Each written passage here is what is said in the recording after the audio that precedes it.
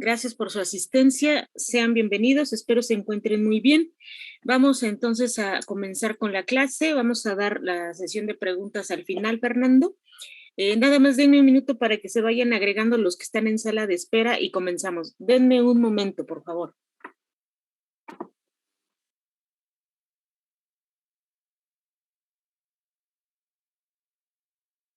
Me parece que ya están todos los que estaban en sala de espera. Vamos a comenzar con la clase de hoy. Termino el tema de diseño experimental. El lunes vamos a ver pues un poquito del cálculo del tamaño de las muestras y vamos a ver también el examen de sus compañeros que nos falta un equipo. Y finalmente, pues vamos a dar la sesión de preguntas que tiene un comentario Fernando o el que lo tenga, antes de terminar la clase, ¿sale? Al final vamos a ver cualquier duda. Bien, entonces vamos a platicar el día de hoy del tema relacionado con el diseño de experimentos. Les voy a compartir un libro que habla precisamente de este diseño de experimentos. Como ustedes lo han observado durante Bioestadística 1 y Bioestadística 2, se ha planteado el uso de estas herramientas para hacer un análisis estadístico. ¿Cuáles herramientas? Pues estamos hablando de la estadística descriptiva como la estadística inferencial. Muchas veces en el caso de estas herramientas, pues tienen un fin, el hecho de aportar mucha información o alguna información referente a un problema de salud pública. En el caso de biología experimental, pues estamos hablando de algún problema en alguna situación biológica con algunos organismos, de tal forma que hay una relación del por qué ver estas herramientas hacia esta parte de realizar ciencia, ¿no? O ser científicos o hacer investigación científica. Entonces, los diseños experimentales, pues, son muy importantes y van a ser una pieza fundamental del método científico. Quizá a estas alturas, pues, ustedes ya tengan alguna idea de lo que es el método científico. En biología, me imagino cuando fue una de las primeras UEAs que abordaron, ahí se revisa el método científico. De lo que recuerdan, por favor, ¿alguien podría compartirnos de lo que recuerde de lo que va el método científico?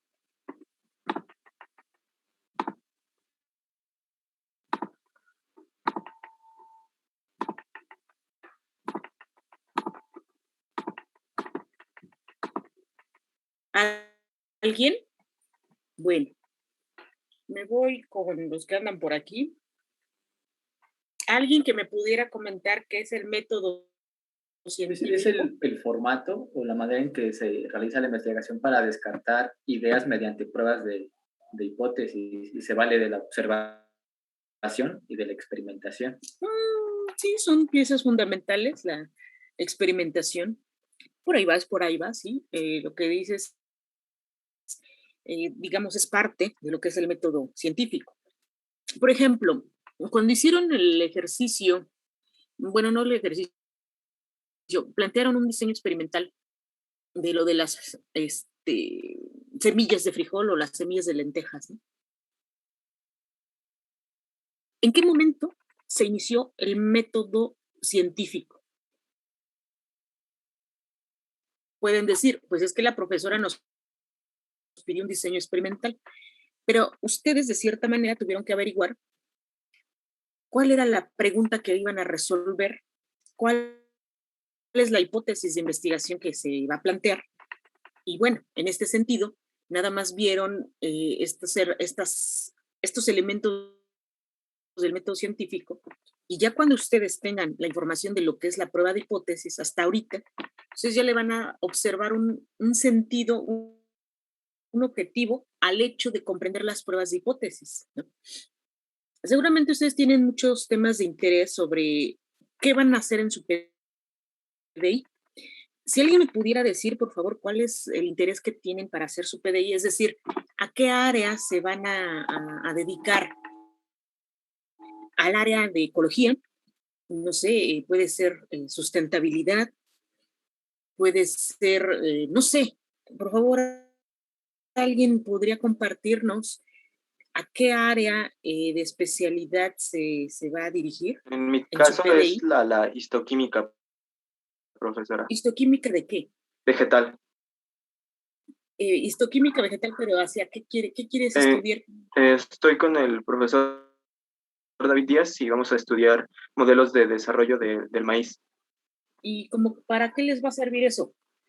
Para generar una variante de maíz un poco más resistente al gorgojo.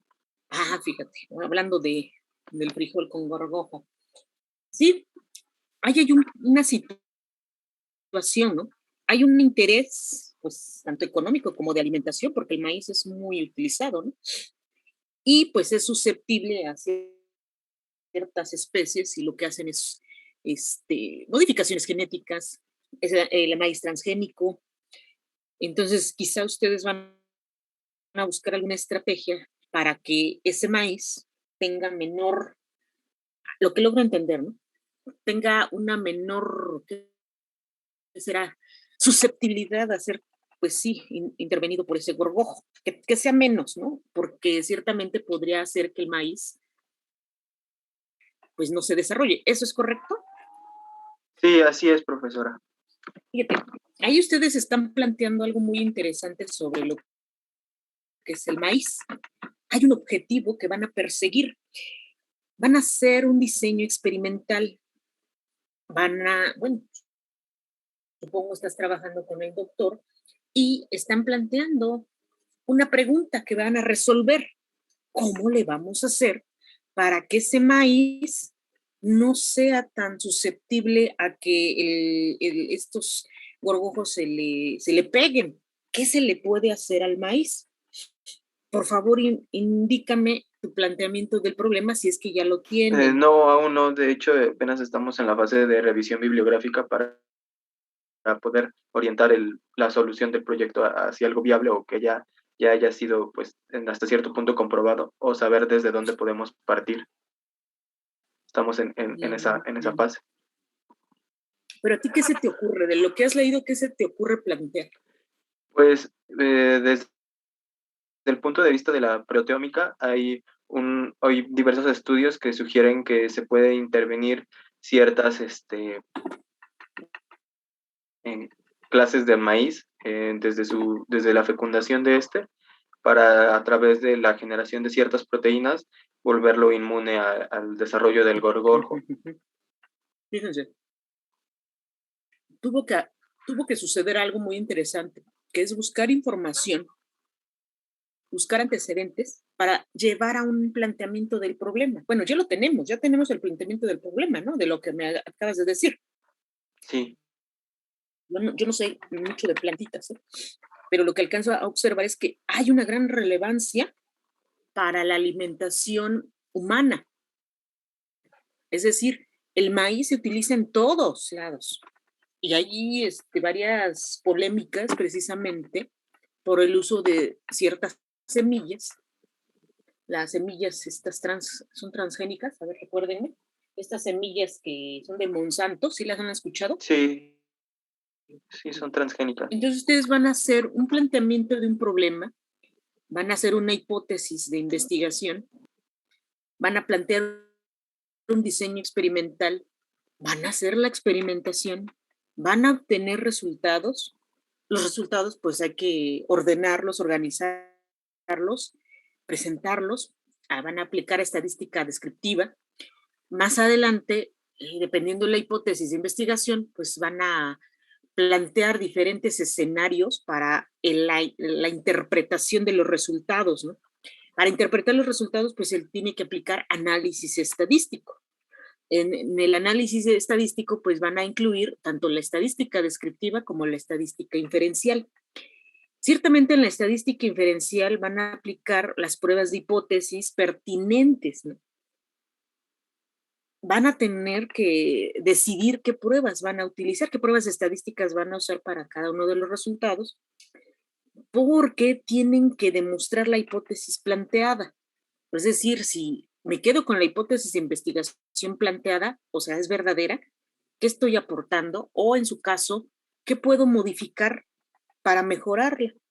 Y entonces, una vez que ustedes concluyen en el análisis estadístico, van a llegar a conclusiones que van a dar una aportación al problema objetivo. Todo el proceso que acabamos de platicar, todo eso, es parte o es un procedimiento, es una serie de pasos que está involucrando o se involucra más bien hacia un método científico. Hay un método científico, ¿sale? Entonces, de acuerdo a lo que les acabo de platicar, por favor, ¿alguien podría compartirnos cuál sería, digamos, otra área de especialidad a la que ustedes pues se van a dedicar? ¿Qué área les interesa?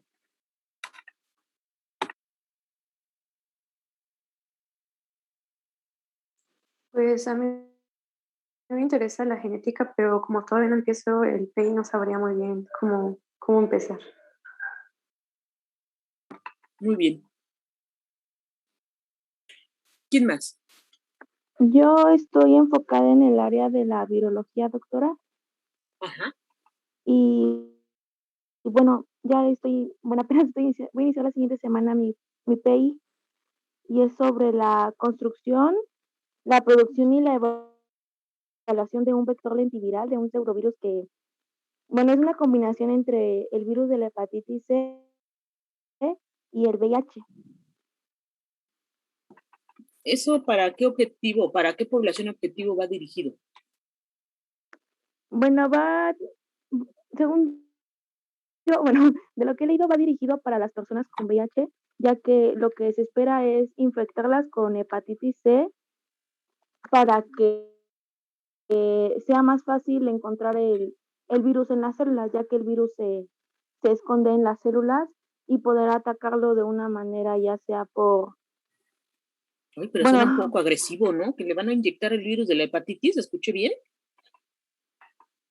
Sí, pero solo por los vectores, o sea, no se va a infectar de hepatitis, sino solo con los vectores del virus de la hepatitis C para encontrar al virus del VIH.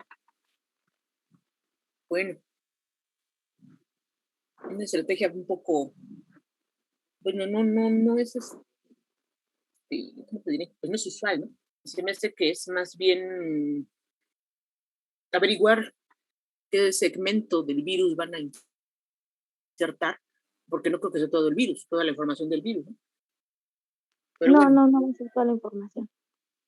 digamos aquí la población objetivo es hacer alguna contribución para, imagíname, la detección de VIH en las personas. Quiero pensar que va por ahí. ¿Es correcto, Andrea? Sí, es correcto, doctora. No, digo, está bien. Cualquier contribución que se haga realmente vale la pena, ¿no? Vale la pena hacer estos esfuerzos. A lo que voy es que ustedes ya están planteando, y eso es muy bueno, están planteándose una pregunta. ¿Cómo puede detectarse más rápidamente el VIH, ¿no? En las personas? Entonces buscan diferentes estrategias que habrá que revisar su estrategia, pues finalmente lo que obtengan va a dar una aportación a la ciencia, ¿no? Va a dar una información muy relevante, muy importante. Ustedes lo van a ver claramente los artículos científicos que van a presentar en el seminario. Todos los artículos que ustedes me enviaron, que ya están compartidos en Classroom, son documentos científicos en donde están aplicando método científico, ¿no? Método científico, sí, hay una parte científico, pero hay una parte en donde es un proceso de varios pasos que incluye la observación. Dentro de esa observación, pues ustedes van a hacer muchas suposiciones, ¿no? De esas observaciones. ¿Qué va a pasar si esto está sucediendo? Por ejemplo, de los artículos que enviaron, quiero que detecten cuál es la población objetivo. De los artículos que ustedes ya enviaron, ¿alguien podría decirme cuál es la población objetivo, además de ahorita la que ya dijo Andrea, la que ya dijo su compañera Lee? ¿Alguien más? En el artículo lo que envió mi equipo, se evalúa el efecto de la lisina en células cancerosas, creo que era cáncer de riñón. Entonces, pues ahí la población objetivo son todas las personas que pues, lamentablemente padecen cáncer de riñón, porque el estudio solo se enfoca en ese tipo de cáncer. Sí, en efecto, en efecto. Ustedes ya ven que va de lo general a lo particular. Así es el método científico. Van averiguando qué está sucediendo a nivel epidemiológico con el cáncer de riñón y ya después se van a ir al planteamiento para dar pues aportaciones para que disminuya ese cáncer de riñón, ¿no? Igual el cáncer de mama, igual el cáncer de cervicouterino, ¿qué otro cáncer de pulmón? Del órgano que tenga, de ese puede tener cáncer. Entonces lo que quiero que observen es que los científicos que publicaron esos documentos son científicos que se plantearon preguntas. Una vez que se plantean esas preguntas, se plantearon hipótesis de investigación y a continuación pensaron en un diseño. Dentro de lo que es el diseño experimental, ustedes tienen que considerar a la unidad de análisis, a la unidad experimental, al tamaño de la muestra de las unidades experimentales, los métodos que van a aplicar para estas unidades experimentales y a su vez, pues qué tratamientos van a seguir, qué variables respuestas van a medir, cómo se van a organizar todos esos datos, ¿no? Entonces, el diseño experimental es fundamental en el método científico. Ya comprendimos qué es el método científico, ahora nos vamos al diseño experimental. Este está planteado con modelos biológicos que sean similares, o en su caso, si se puede tener la unidad de análisis, como en el caso, si se tienen humanos, pues se puede trabajar con humanos. Cuando se trabaja tanto como humanos como otros modelos, como modelos biológicos, hay unos lineamientos éticos que se deben de considerar para trabajar con estas unidades de análisis. ¿Cuántas unidades de análisis son suficientes para que nos den información y pueda yo hacer una estadística inferencial? Es decir, tengo que aplicar algunas herramientas para poder obtener conclusiones y esas conclusiones van a ser muy importantes para la investigación que estamos realizando. Ustedes como biólogos experimentales tienen el perfil de hacer investigación científica. A ustedes les toca, terminando esta web de bioestadística, plantearse cuál es el área de especialidad a la que se van a dedicar. Dependiendo de eso, ustedes tienen que también pensarle, ¿no? Bueno, ¿qué cosa quiero hacer? Quiero trabajar con cuestiones de cáncer de mama o cáncer de pulmón o cáncer cervicouterino o la enfermedad o con los virus. En fin, hay un sinfín de cuestiones biológicas que ustedes pueden empezar a revisar y lo importante es que planteen eso. El diseño experimental, les voy a compartir pantalla en un minuto.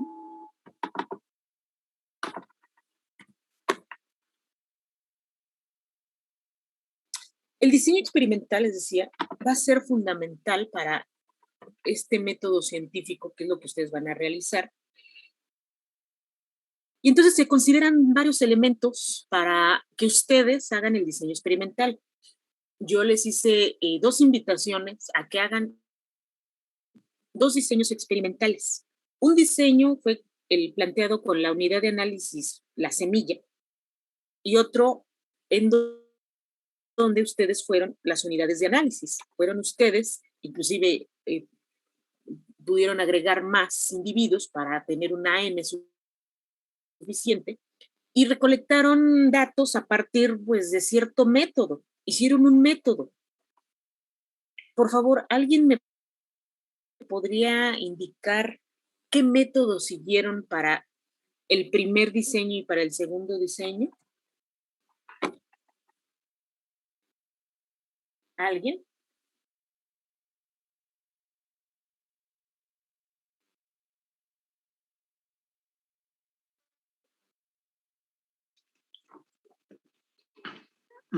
¿A qué se refiere con qué método? Perdón. Sí, O sea, ¿qué método hicieron?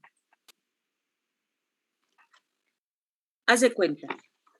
Diseño experimental, yo les pedí, por ejemplo, la regresión lineal simple.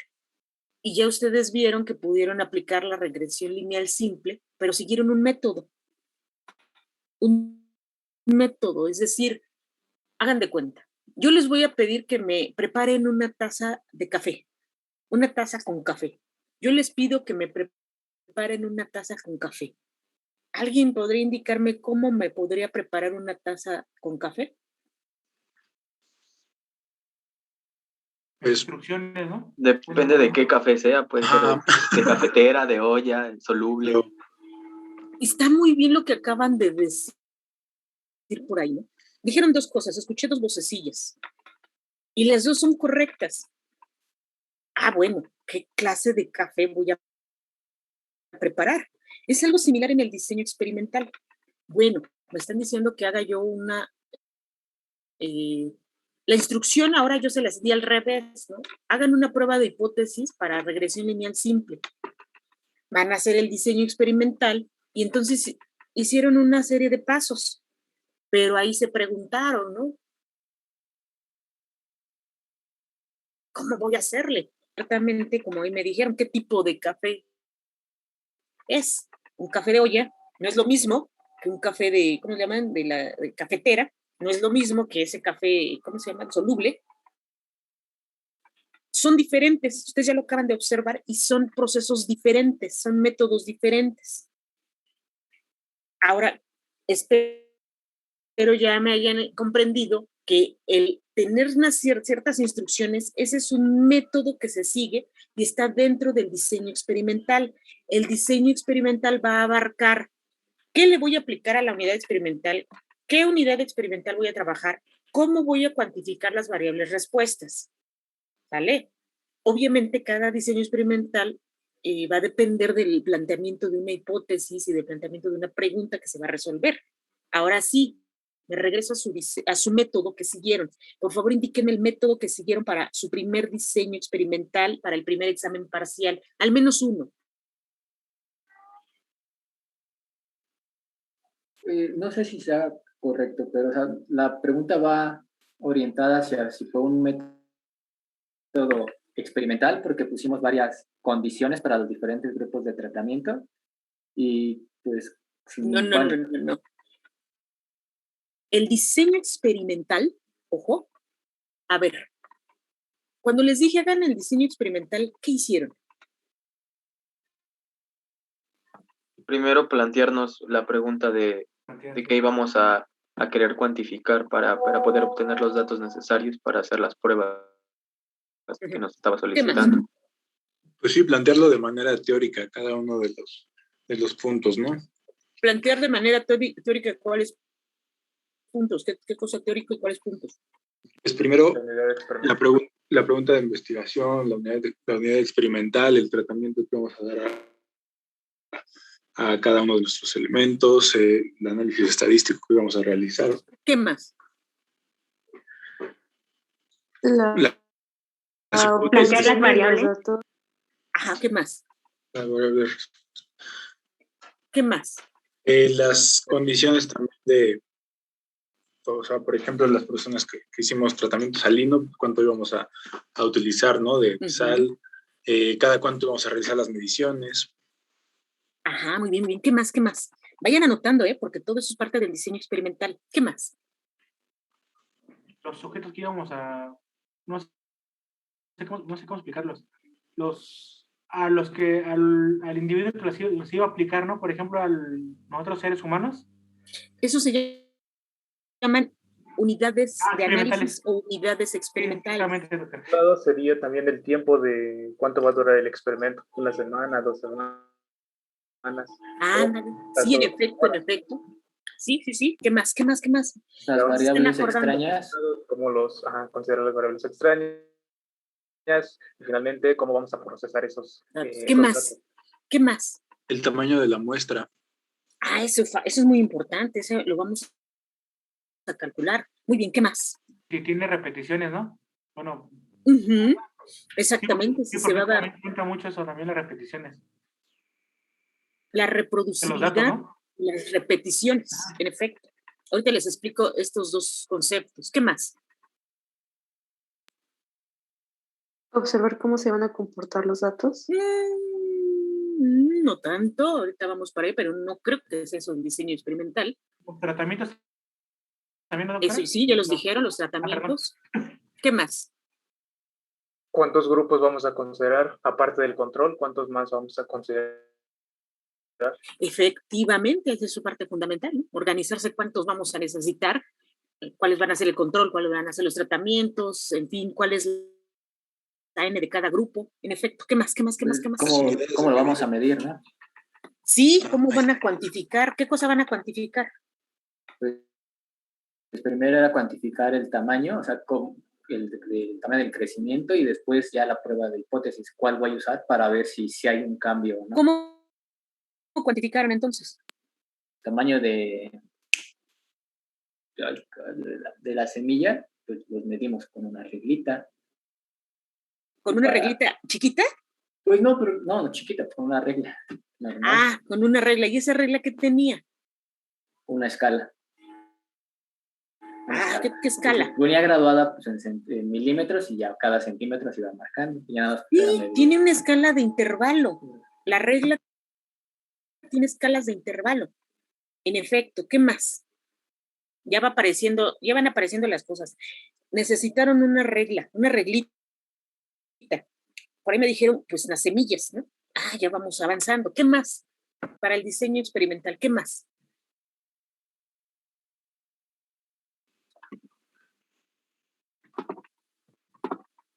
Me voy a salir y ahorita les comparto la presentación para que vayan anotando todo lo que han dicho. Es parte del diseño experimental, pero les falta mucha información todavía. ¿Qué más? Todos los materiales. Exacto, Emiliano. Materiales. Dime cuáles materiales. Pues, bueno, el material biológico pues sería parte de las unidades experimentales. Sí, y sí. Los reactivos, bueno, Sí, en este caso también. no utilizamos muchos, ¿no? Por ahí usaron sal o café o algo así, pero sí, es cierto, Emiliano. El material biológico, el material de reactivos, son parte del diseño experimental. Muy bien, ¿qué más? A lo mejor una investigación previa. ¿Investigación previa de qué? De lo que vamos a hacer, o sea, por ejemplo, de las semillas, nosotros investigamos un poco antes para saber cómo se comportaban. Sí, pues sí, es para marco teórico. Sí, pero me regreso al diseño experimental. Ahorita me regreso después con lo que dijo Fernanda, pero me regreso al diseño experimental. ¿Qué más les falta? Ah, Emiliano por ahí dijo presupuesto. Sí. ¡Qué interesante! ¡Qué interesante! Y yo justo estoy en esa parte ahorita de mi proyecto, entonces... El presupuesto es fundamental, si no, no hacen ciencia. Así de sencillo. No pasa nada si no tienen presupuesto. Y bueno, en este caso usaron semillas de frijol. ¿Cuánto cuestan las semillas de frijol? ¿Cuánto cuesta su reglita? ¿Cuánto cuesta? No, díganme más del diseño experimental porque me falta más información. Ya se van acercando. ¿Qué más? Es el caso del tipo de instalaciones que necesitamos y el equipo de laboratorio a utilizar. En efecto, porque ustedes usaron su casa, ¿a poco las dejaron en la banqueta, sus semillitas? Pues no, se necesita un área de trabajo. Pues, ¿qué creen? También es importante para un diseño experimental, porque hay ocasiones en que se pueden hacer los experimentos en un bioterio, en una granja, en un laboratorio, pero el laboratorio también puede ser un laboratorio cerrado, o sea, que ustedes vayan a un edificio y ahí estén en el laboratorio, otro puede ser el laboratorio de campo, ¿no? Pero también hay que visualizar eso. Eso es parte de un diseño experimental. ¿Qué más? Daniel Martínez, Keren, Saraí, Luis Mauricio, Dulce, Alejandra Reyes, Diego, ¿qué más?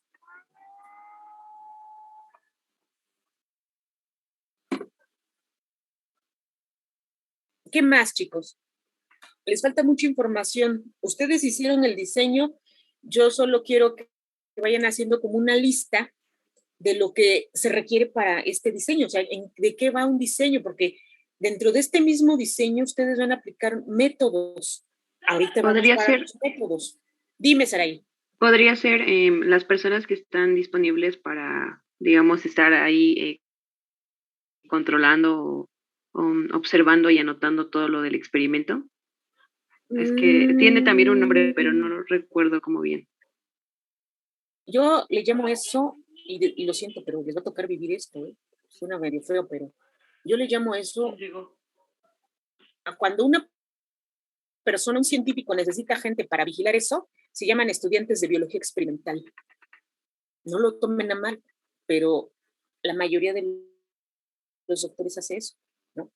Ustedes van a estar en ese camino de aprendizaje y muchas veces pues no los dejan tocar, no los dejan hacer. Pero ya aquí, en estas alturas, pues sí los dejan trabajar en los laboratorios, pero por lo regular, ustedes van a trabajar con algún tutor, un director, pero ese director los manda con sus alumnos de maestría o doctorado. Realmente no trabajan directamente con ellos. Entonces, Araí, o sea, sí, tienes razón, pues es una cosa fea de este proceso, ¿no? Porque no los dejan... Los criterios de inclusión y exclusión. Sí. Previo antes de... Pues sí, criterios de inclusión y de exclusión. Cuando son unidades de análisis los humanos, pues ciertamente están viendo eso, aunque también en modelos biológicos como las ratitas, también les ponen criterios de inclusión o de exclusión, ¿no? Sí, sí, en efecto, eso también es importante. ¿Qué más? ¿Qué más quieren? Daniel. Profesora. Adelante. No sé si sea correcto, pero cuando tengamos pues los datos o los resultados hay que analizarlos para ver o sea, para dónde nos están guiando con nuestra hipótesis. Sí, eso se hace. Pero espérame tantito, antes de pasarnos para allá, hay que terminar el diseño experimental. ¿Qué más necesitaron? ¿Qué más hicieron para su diseño experimental? Saber cuánto tiempo hay. Dime, Dulce. Para saber cuánto tiempo le vamos a dedicar. Bueno, por ejemplo, en los frijoles, ¿cuánto tiempo del experimento íbamos a hacer? En este caso fueron 7 días. Así es, también, pero ya lo habían mencionado, pero sí. ¿Ah, ya? Es cierto. Sí, se tiene que dar el tiempo en el que van a hacer cada uno de los experimentos, ¿no? Experimentos. Ya lo han repetido. Diseño experimental. Adentro de ese diseño, ustedes van a incluir diferentes experimentos. Cada experimento, pues puede llevar un método, ¿no? Ahorita me explican el método, pero antes de irnos hacia los métodos, ¿qué más para su diseño experimental? ¿Podría ser la manipulación de las semillas? Sí, pues alguien lo tiene que hacer, ¿no, Keren? Por ejemplo, si se fueron sembradas en tierra o en algodón, no sé si eso valga.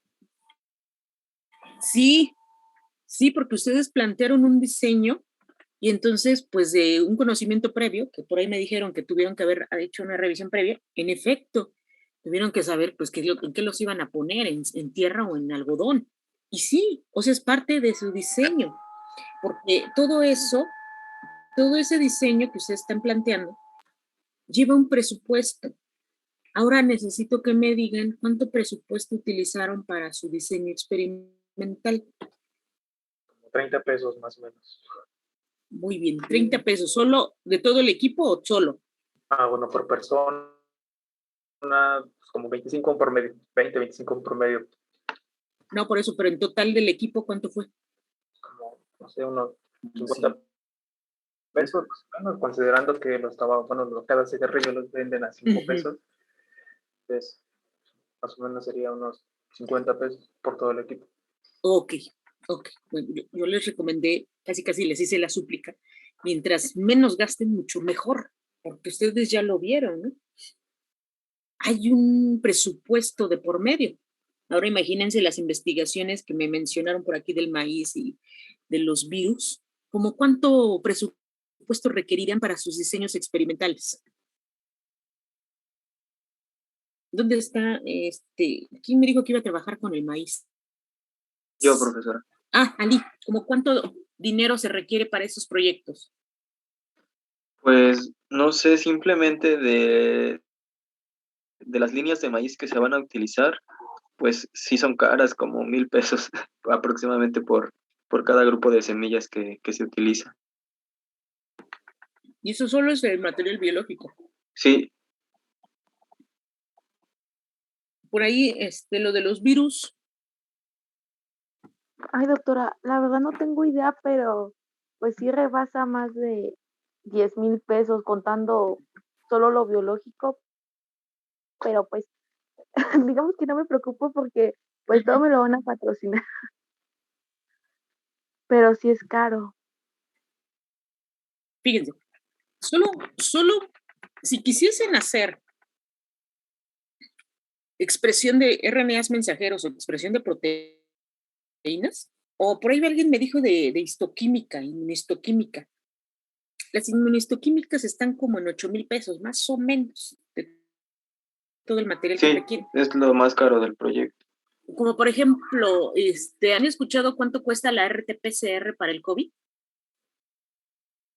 Como 4,500, algo así. Promedio de 2,500, más o menos, dependiendo de dónde se lo saquen. Fíjense, 2,500. Si llegan a hacer ustedes expresiones de mensajeros, están carísimos todos esos kits, ¿no? Fácil o mínimo 1,000,000 de pesos. 1,000,000 de pesos se pueden llevar para hacer estudios de expresión, que puede ser de proteínas o de mensajeros o inmunistoquímicas. Ahora, si ven inmunofluorescencias, también está muy cara la inmunofluorescencia. La mayoría de los reactivos son importados y son carísimos. Muchos reactivos son importados, provienen pues, de otros países y entonces son carísimos. Entonces la ciencia en México, ustedes lo van a ir viendo, es muy cara, es muy cara. Lo que quiero decirles es que para cuando se plantea un diseño experimental, sí se tiene que pensar en qué presupuesto se tiene para aprovecharlo de la mejor manera y decir, bueno, las unidades experimentales también tienen un costo. Por ejemplo, las ratas o ratones también tienen un costo. Resulta ser que también comen las unidades experimentales. O sean líneas celulares, también requieren medios de cultivo particulares que también tienen un costo. Las líneas celulares, comprarlas también tienen un costo. Si van a trabajar con ¿cómo se llaman estos? Con ratones knockout, están también carísimos. Con ratones, dependiendo la cepa. La cuestión aquí es que desde las unidades experimentales se tiene que prever cuánto van a gastar y cuánto es la muestra. Por eso es importante el cálculo del tamaño de la muestra para saber cuál es lo mínimo suficiente para que con ese estudio yo pueda dar una aportación hacia mi hipótesis de investigación. Y eso es parte fundamental del diseño experimental. Bueno, ya me dijeron varios elementos, ¿no? Que espero ustedes hayan anotado. Desde ese presupuesto, desde el espacio donde van a tener a sus unidades experimentales, recuerden que dependiendo de las características de las unidades experimentales, ustedes tienen que prever, ¿no? Imagínense si fueran humanos, pues pueden ir a los hospitales y a los hospitales les pueden dar las muestras, pero no es tan sencillo, necesitan permisos. En el caso de, por ejemplo, las ratas o ratones, pues necesitan cierto ambiente, necesitan alimento. Si mientras el tratamiento es importantísimo que estén vivas, se les tiene que dar agua y alimento, se les tiene que dar luz, un ambiente protegido, es decir, un bioterio. Entonces, todo eso es parte fundamental del diseño experimental. Las semillas, por ejemplo, una vez que ustedes consiguieron ya los materiales, colocaron sus semillas en algún lugar. Yo no sé si es en un papel, ese papel estaba sobre una mesa o no sé cómo lo colocaron. Una vez que ya ustedes plantearon qué es lo que iban a hacer, vienen los métodos. Hay un método adentro del diseño experimental. Un método, por ejemplo, voy a hacer un método para hacer expresión de mensajero. Voy a hacer otro método para expresión de proteínas. Voy a hacer otro método para inmunofluorescencia. Voy a hacer otro método para inmunohistoquímica. Cada uno de ellos tiene un procedimiento, una serie de pasos para hacer esa técnica. Y eso ustedes lo van a ver en los artículos científicos. En este caso, en su diseño experimental de lo de las semillas, ¿qué método aplicaron? Por favor, ¿alguien me lo puede platicar?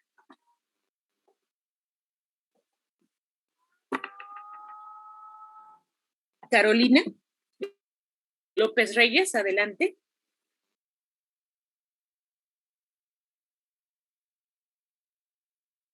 Carolina López, ¿me escuchas? Sí, perdón, es que no podía poner el micrófono. Bueno, nosotros planteamos que iban a haber diferentes sustratos y decidimos todos hacer pues ahora sí como decirlo, la siembra en la misma hora, que fueron las 10 de la noche y fue en frascos de Gerber. Se le delimitó una cierta cantidad de agua, que me parece que fue un mililitro o 2 mililitros, para que tuvieran las mismas condiciones cada integrante del equipo que hiciera lo mismo a la misma hora, una cantidad determinada de sustrato, por ejemplo, una cucharada de tierra, una cucharada de la cáscara de huevo molida, de cáscara de fruta molida, que fueron las mismas cantidades y pues del mismo tipo, incluso la semilla igual tenía que ser de la misma marca. Esa era parte de la metodología y estarla regando igual a la misma hora todos los integrantes para que no hubiera variabilidad en ese aspecto y dejarlas a la luz durante el día, pero no directa. Ajá, ¿qué más? Es hacer las mediciones igual a una misma ¿Mediciones hora. de qué, perdón? De la raíz, cuando empezara a crecer la raíz. Ajá. Y ir anotando cada 24 horas los resultados. Platícame cómo hicieron las mediciones. Haz de cuenta que yo soy una niña de kinder y no sé cómo se hace. ¿Cómo lo haría? Ok. Bueno, primero tomamos cada semilla con un número para que las mediciones fuera de cada semilla cada 24 horas y se mide con la regla. Meto mi manita, voy y agarro la semilla con mi mano de forma directa. Con unas pinzas. ¿Cuáles pinzas? Para no desprenderla. Unas pinzas de depilar que tuviéramos todos. Ah, ok, sí, está bien. Y ya. Lo que pasa es que necesito yo esa información porque yo me imaginé, voy y agarro y tomo la semilla con mi mano. Retirar cuidadosamente porque, por ejemplo, en el caso del algodón, se enredaba la raíz. Entonces la teníamos que tomar cuidadosamente y de ahí tomar la medición desde la semilla hasta la raíz. O sea, todo lo que saliera. ¿Cómo hago la medición? Claro.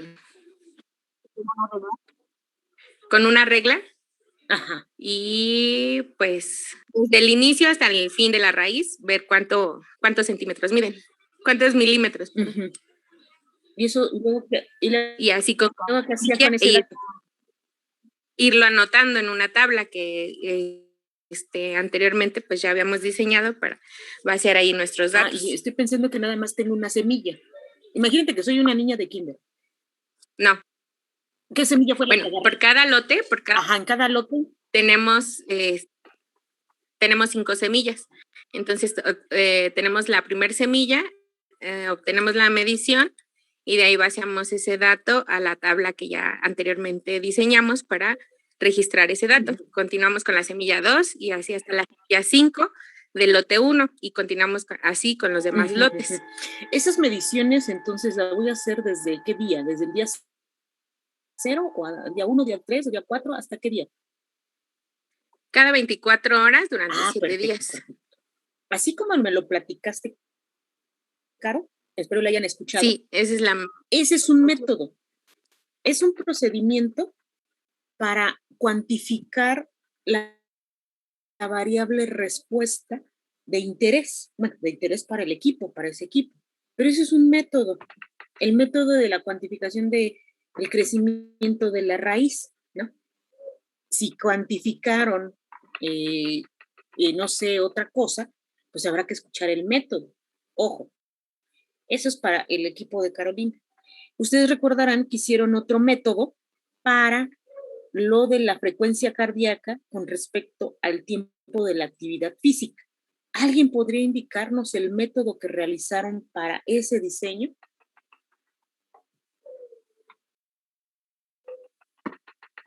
Pues nosotros, como queríamos saber, queríamos medir el cambio de la frecuencia cardíaca, nos pusimos a brincar la cuerda. Cada 30 segundos tomábamos nuestro pulso mediante ayudándonos a una aplicación móvil. Ponías tu dedito en la cámara y ya te decía tu pulso. ¿Cuál cuerda? Compramos una cuerda para saltar, para hacer ejercicio. Uh-huh. No sé si tenga algún nombre técnico, pero saltar la cuerda. ¿De cuántos metros estamos hablando? Creo que van a ser como de 2,5 metros, porque pues, te tiene que dar bien la circunferencia para que tenga tu brinco, tenga un ritmo y no se te atore en los pies o te pegue en la cabeza. Sí, estas recomendaciones van en el método, ¿eh? Muy bien, ¿qué más?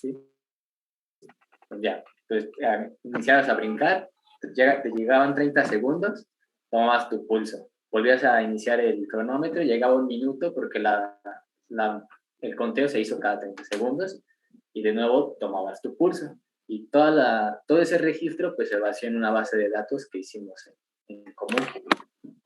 Sí, ¿qué aplicación utilizaron para la frecuencia cardíaca, digo, para el pulso? Híjole, me gustaría decirle el nombre, pero la verdad es que ya la borré. Sí, pues me gustaría que lo anotaran porque es muy importante. Es muy importante esas aplicaciones porque son parte del método. Sí, porque puede variar entre aplicaciones. Se recomendaría que no variara, ¿no? Se llamaba pulsómetro único. Bueno, ya lo que ustedes muchísimas gracias, chicos. Ustedes lo que acaban de escuchar, que todo lo que les pregunté sobre el diseño experimental, dentro del diseño experimental van a encontrar todos estos métodos. Los métodos también son procedimientos, es una serie de pasos que van a indicar qué se va a realizar para la obtención de las mediciones. Me voy con el objetivo del método experimental. Es identificar causas y evaluar efectos. Vamos a checar que justamente se diseña un experimento y lo que se pretende analizar es qué es lo que le puede causar a la unidad experimental cuando yo le aplico una variable independiente. Por supuesto, hay que controlar lo más posible las variables extrañas. Entonces, los experimentos que ustedes realizaron, como les decía, pueden ser en diferentes lugares. Ustedes lo hicieron en su casa. No fue un laboratorio, sino fue en su casa. Y ahí hicieron los experimentos. De tal forma que en el caso de un diseño experimental, consiste en diseñar estadísticamente un experimento. Van a hacer varias pruebas o series de pruebas que van a buscar caracterizar las variables explicativas o factores de mayor influencia en un ensayo de interés, evaluado a través de una o varias variables respuestas. Cuando hablamos de varias variables respuestas, por ejemplo, ustedes solamente cuantificaron ya sea el pulso o en su caso, ¿cómo se dice? El crecimiento de la raíz, el crecimiento del tallo, o no sé si hicieron crecimiento de hoja. Esas son las variables respuestas. Entonces, lo que quieren ver es si ciertamente un tratamiento puede afectar o no a la unidad experimental y esta va a responder. No sabemos de qué forma. Entonces, lo que hay que analizar es la forma en la que responden, ¿no? Entonces, eso es lo que vamos a ver y, por supuesto, controlaron algunas variables extrañas. otras no. Por ejemplo, la temperatura ambiental es una variable extraña y siempre va a estar ahí y no se puede controlar. Bueno, si es que vemos que no hay alguna influencia respecto a esta variable extraña hacia la unidad experimental. Por ejemplo, la presión atmosférica sería otra variable extraña. ¿Qué otra variable extraña ustedes observaron durante el desarrollo de estos diseños experimentales, chicos? Yo, por ejemplo, pensé en la cantidad de sales que tiene el agua dependiendo del lugar donde vivimos.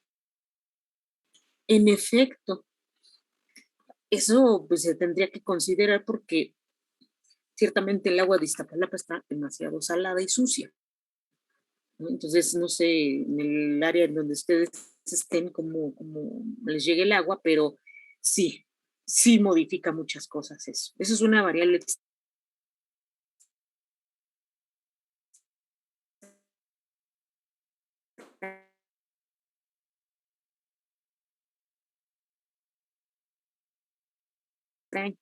que a veces pues se pudiera o no controlar, ¿no?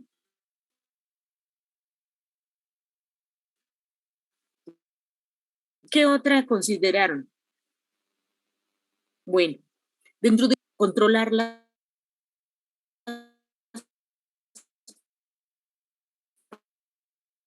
para evitar mayor variabilidad de los datos. Sí vamos a tener variabilidad por estas variables extrañas, pero que sea la mínima, tanto como sea posible que sea mínima, para que la variabilidad observada pues sea la variabilidad, y las variables independientes van a contribuir a dar la causa de la respuesta, de las respuestas de la variable, ¿no? Entonces, hay dos cosas importantes que hay que observar en el caso de estos diseños de experimentos. Hay que hacer una caracterización de un proceso, es decir, en esta fase se busca determinar los rangos de las variables o factores controlables de mayor influencia en las variables respuestas, que a la vez minimizan el efecto de las variables no controlables. Aquí lo que vamos a ver es decir, bueno, ¿qué variables independientes voy a considerar para aplicárselas a las unidades de análisis? En algún momento, pues ustedes comentaron por ahí que le iban a aplicar agua con sal o agua con azúcar, pero ustedes tienen un fundamento del por qué van a aplicar esa. Y son factores controlables porque ustedes saben cuánto le van a colocar.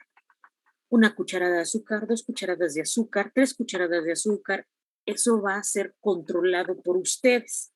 Y ese tratamiento es correspondiente a la variable independiente. Y entonces, de acuerdo a eso, obviamente a la revisión que por ahí dijeron que hicieron, van a ver si se responde o no, es decir, si la variable respuesta cambia de acuerdo al tratamiento. Y así observar lo que está sucediendo justamente en la unidad de análisis. Hay que hacer otra fase en este proceso de diseño experimental que se conoce como depuración y optimización de un proceso ya caracterizado. Y entonces aquí en esta fase se hallan los niveles de los factores estudiados que proporcionan la respuesta óptima a la solución del proceso caracterizado en la fase anterior. Es decir, una vez que ya vi qué variables qué variables independientes voy a usar, qué variables respuestas voy a medir, cuáles son las variables extrañas que le pueden contribuir a algún cambio a mi unidad de análisis, las tengo que controlar. Y entonces después hay que ver cómo tenemos que medir la respuesta óptima de las unidades experimentales. Por ejemplo, cuando ustedes vieron que crecieron las semillas a través del tiempo, esas semillas van a llegar hasta un límite de crecimiento, es decir, llegan hasta un límite de crecimiento la raíz. El crecimiento óptimo de esa raíz, ¿cuál sería? Pues que terminase de crecer esa raíz, ¿no? Hasta el límite en el que esa variedad se ha observado. Entonces ustedes tienen que buscar una referencia bibliográfica que les indique hasta dónde pueden crecer las raíces de las semillas de frijol o de las semillas de lenteja. Entonces, con base a esos datos, ustedes tienen que observar que van a cuantificar la variable respuesta en los tiempos indicados. Es decir, si ustedes hubieran medido el crecimiento de la raíz del frijol al año, ¿cómo estará la raíz de esa semilla? Van a decir, no, es que al año pues ya es muchísimo tiempo, ¿no? Entonces hay que considerar cuantificar el crecimiento de la raíz a las 24 horas, a las 48 horas, a las 72 horas. Ustedes lo hicieron en tiempos cortos, pero ahí ya están ustedes depurando y optimizando qué está sucediendo con ese experimento. Esto también ustedes lo pueden observar en el diseño, por ejemplo, de la actividad física. ¿Qué pasó durante la actividad física? Que ahí quizá no se logró observar hasta qué momento, hubo algunos equipos que no alcanzaron a observar en qué momento se hacían los cambios de pulso. Entonces, ahí hay que hacer una depuración, es decir, hacer una investigación sobre cuáles son los tiempos en los que se va a ver el cambio de pulso con la actividad física que hicieron en ese diseño y entonces optimizar el proceso para encontrar lo más posible de la respuesta, lo más posible de las variables respuestas provenientes de las unidades experimentales, provenientes de ustedes. Eso es a lo que se refiere, ¿no? Estas son fases. Y entonces, dentro de estas fases del diseño experimental, les decía que esto está involucrado precisamente en el método científico. Este método científico, como aquí lo observan, es una aplicación de la lógica y la objetividad para el entendimiento de los fenómenos naturales y sociales. Ustedes lo van a ver mucho con los fenómenos naturales, entonces van a tratar de comprender cómo funciona un organismo, ya puede ser un proceso o un fenómeno natural, a través de este método científico que va a incluir precisamente esta observación, planteamiento de un problema, generación de una hipótesis de investigación. Dentro de esa hipótesis de investigación, tener en cuenta que hay una unidad de análisis o unidad experimental, hay variables independientes, hay variables dependientes y entonces tienen que plantear una pregunta y entonces van a observar si a través del planteamiento de una hipótesis de investigación pueden responder la pregunta y a su vez tienen que hacer pues una serie de investigación previa para llegar a ese planteamiento de tanto el problema como de la hipótesis de investigación y pues tiene que ver aquí el método científico, que es lo que les estaba yo platicando. Entonces, por supuesto, ustedes tienen que hacer este método científico para realizar una investigación científica, que ustedes van a ir en este proceso, van a ir aprendiendo de la mano de otro científico, que puede ser ya una persona que tenga un proyecto de investigación ya planteado y que se ha hecho varias preguntas y a ustedes les va a tocar responder una pregunta. Y solo por responder esa pregunta les va a tocar una hipótesis de investigación, un diseño experimental, varios métodos, obtención de resultados, análisis de los resultados, interpretación de los resultados y conclusiones. Y dentro de esas conclusiones, las conclusiones tienen que estar basadas con el análisis estadístico, con lo que ustedes vieron en bioestadística 1 y bioestadística 2. Tienen que estar con esa información para dar esa conclusión, darle la relevancia a lo que encontraron en su investigación científica. En este proceso, las hipótesis son muy, muy importantes porque, como les decía, las hipótesis que ustedes plantearon, ¿las aceptan o las rechazan? Si las aceptan, tienen que decir por qué. Si las rechazan, tienen que decir por qué. Y si se rechaza, tendrían que replantear una nueva hipótesis derivado de lo que encontraron. Es decir, pues este camino es así. Y entonces vamos a ver que durante este proceso de investigación científica formularon la hipótesis, ¿no? Ya saben si se rechazaron o no.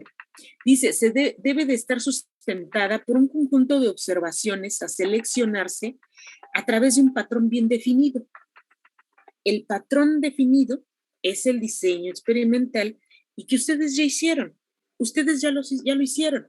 Sí, nos faltan elementos, que son los que les voy a estar platicando, elementos como el tamaño de la muestra, cálculo del tamaño de la muestra, Y entonces, pues van a ver lo importante de todas las pruebas que hicimos, cómo es que pueden estar involucradas en un diseño experimental. Bueno, en el caso de este diseño, vamos a ver que un examen crítico de resultados experimentales previos basados en el conocimiento corriente va a ser importante para formular nuevas hipótesis y tienen que ser como analizadas, juzgadas, por medio de los experimentos que realicen.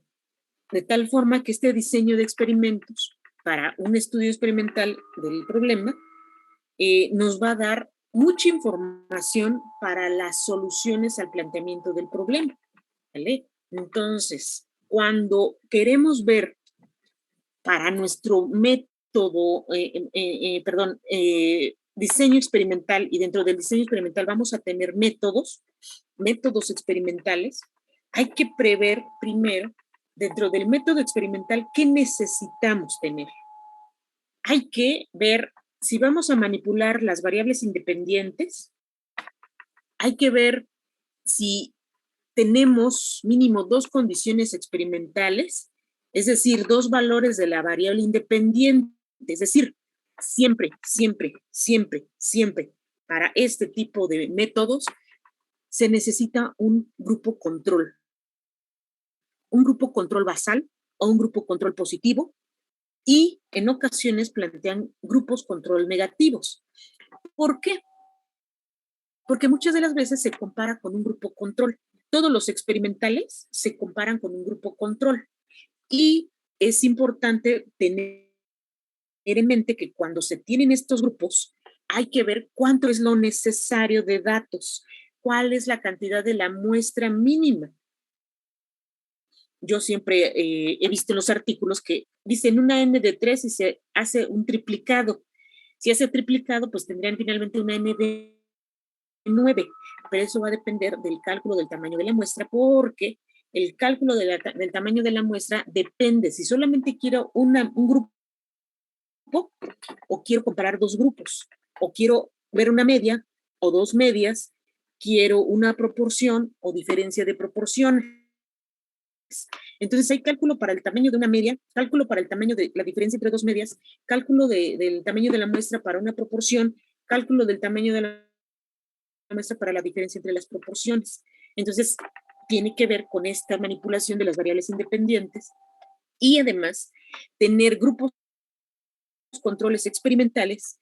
Y algo que siempre ustedes van a observar, que es una cosa de cuando eligen a las unidades experimentales, hay un proceso de aleatoriedad. Eligen a los sujetos de forma al azar y entonces ustedes van a colocar a cada uno de los grupos con las condiciones que ustedes necesiten, ¿no? Por ahí me dijeron que tenían tantos grupos. Un grupo era un grupo control, otro grupo puede tener el agua con sal, otro grupo puede tener agua con azúcar, y entonces ustedes tienen que ver cuáles son las condiciones y entonces le dan un nombre a ese grupo.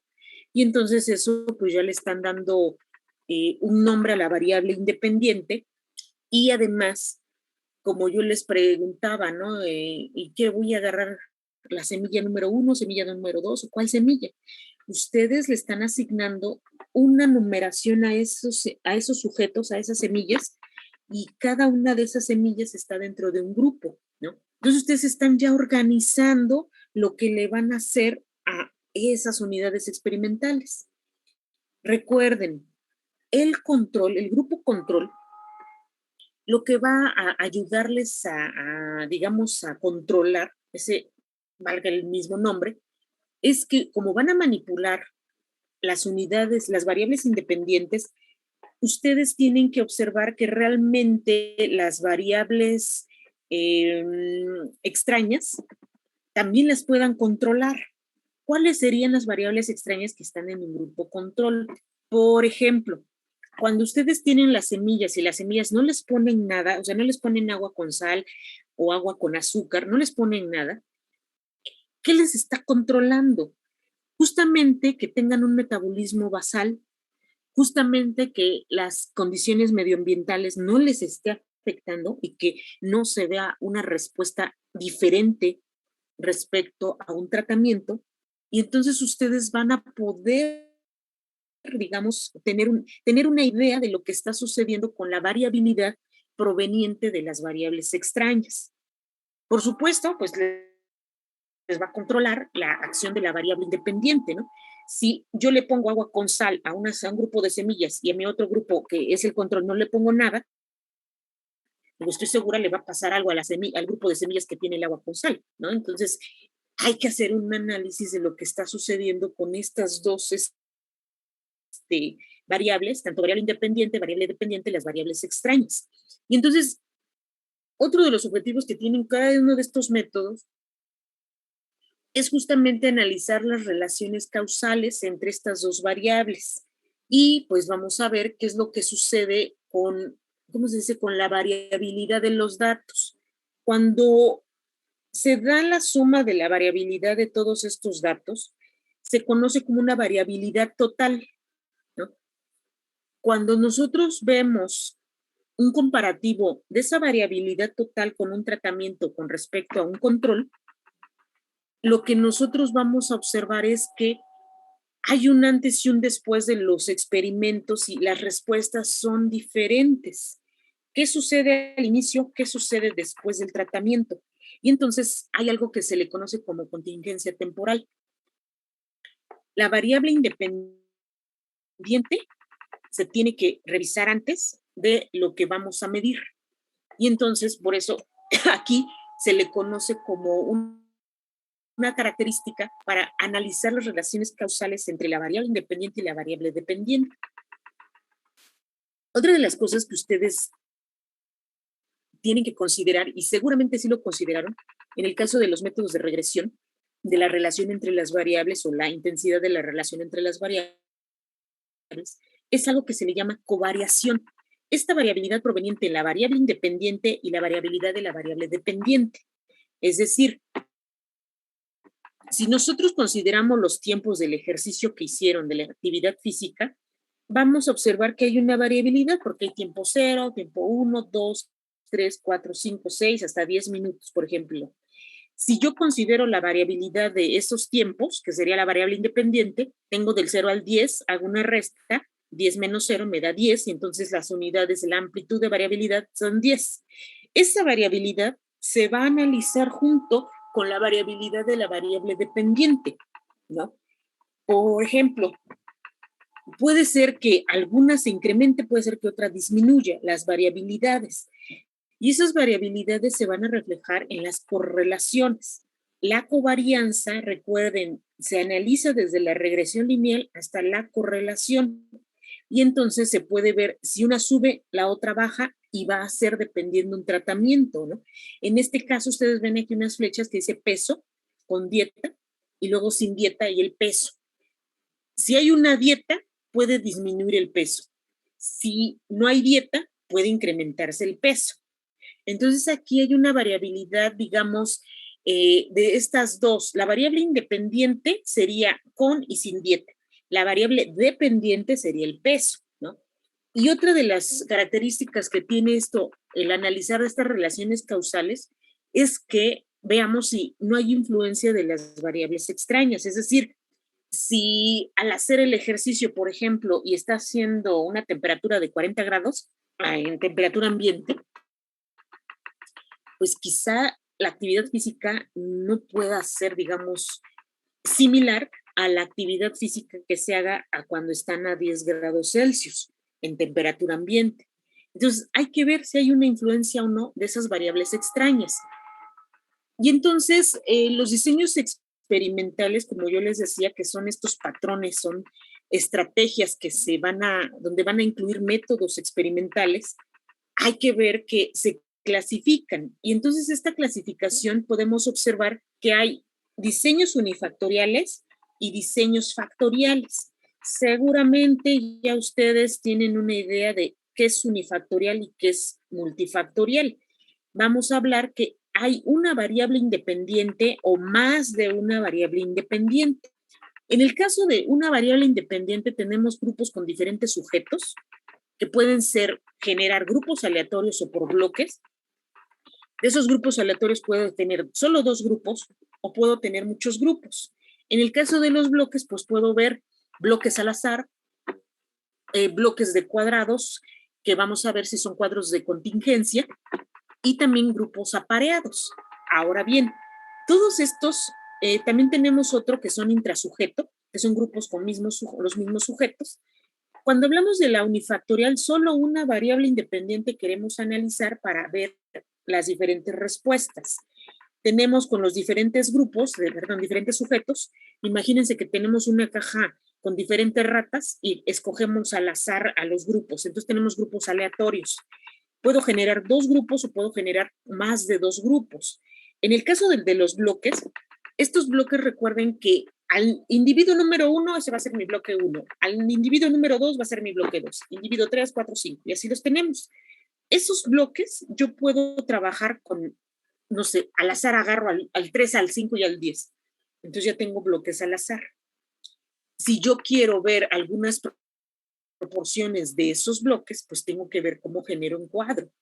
Y además, si estos bloques son apareados, es decir, tengo un grupo de un antes y un después, ahí yo voy a tener grupos apareados, ¿no?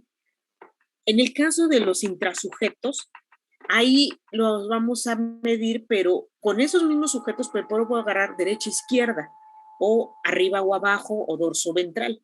Entonces, tenemos este tipo de clasificación de diseños y también tenemos el multifactorial, que nuevamente está el intersujeto, genero grupos aleatorios o por bloques, como lo vemos ahí arriba, o intrasujeto, que son grupos con los mismos sujetos, derecha, izquierda, cabeza, cola, o en su caso el mixto, que pueda tener intersujetos o intrasujetos. ¿Vale? O sea, el diseño experimental va a depender de lo que nosotros queremos en la hipótesis de investigación. Entonces, por eso es importante ver que hay una repartición de estos. ¿Vale?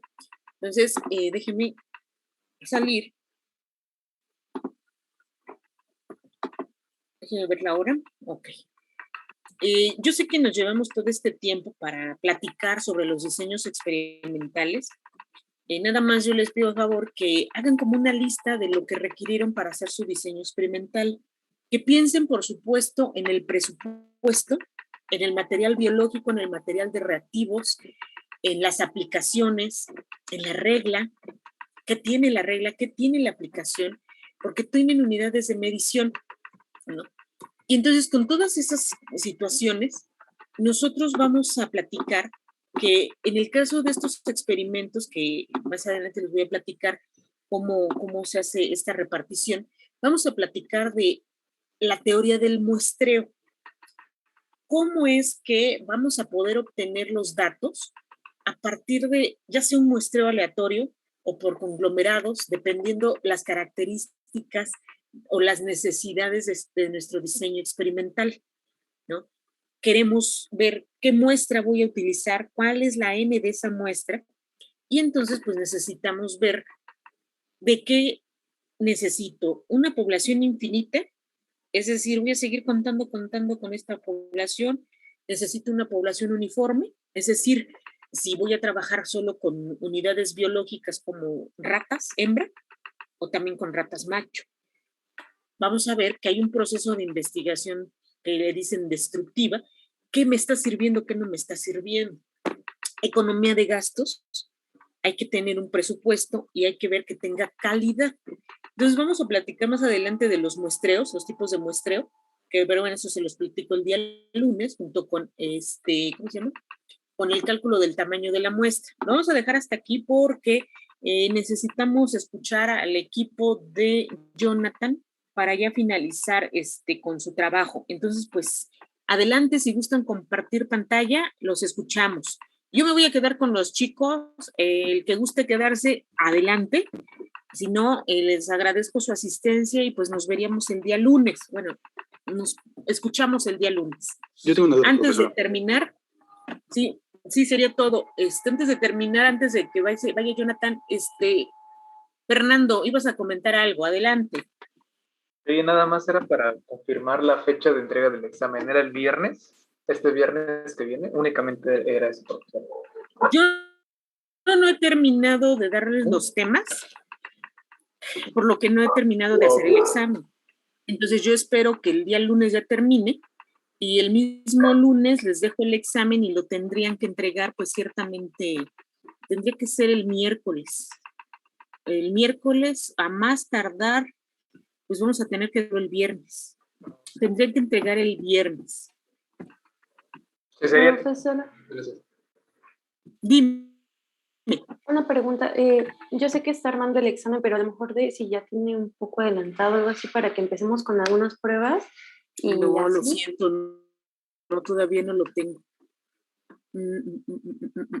Todavía no lo tengo. He estado trabajando, pero también como he tenido muchas clases, sí, y pues no hemos terminado los temas. Hasta el lunes termino, ya los dejaré quizá libres el miércoles para que ya me entreguen el examen el viernes, y el mismo viernes también es el seminario del artículo científico. ¿Vale? Yo tengo una duda. Profesora? Dime. Es que a mi equipo nos pidió que hiciéramos las correcciones que nos había pedido y yo ya había, o sea, ya las tenemos, hemos subido las presentaciones. Suban los dos archivos. Y allí en Classroom no hay forma de, o sea, le tendremos que dar cancelar entrega, anular entrega. Sí, tienes que subir el archivo anterior y el archivo mejorado. Pónganle el archivo mejorado así, mejorado. Ok, aunque sea extemporáneo, o sea que, sí. Bueno, que el examen lo entregamos el día que usted nos había puesto y entonces. Por favor. Ok, bueno, gracias. Vale. Gracias, chicos. Vamos con entonces los compañeros. Hasta luego, chicos. Adelante. ¿Retomamos donde nos quedamos, profesora, o quiere que iniciemos? Quisiera que me indicaran cuál es la interpretación que tiene